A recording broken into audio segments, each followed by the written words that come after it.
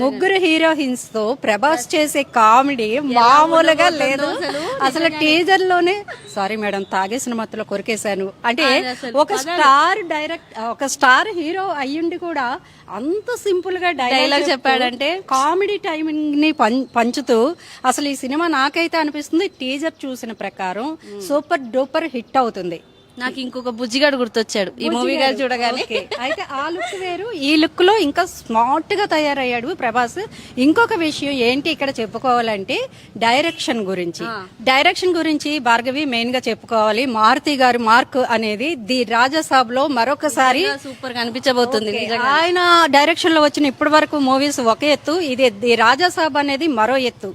ఎందుకంటే ఇది ఒక ఫ్యాంటసీ, థ్రిల్లర్, కామెడీ, హర్రర్ అన్ని మిక్సీలో బట్టి వేసినట్టుంది. అందులో ప్రభాస్ అంటే మామూలు విషయం కాదు. దాంట్లో ముగ్గురు హీరోయిన్లు అంటే మన ప్రభాస్ ఎలా ఉంటుందో దాంట్లో విలన్ గా మెయిన్ గా మనకి నటిస్తుంది సంజయ్ దత్. అంటే నిజంగానే ఒక పెద్ద యాక్టర్ అనే చెప్పాలి.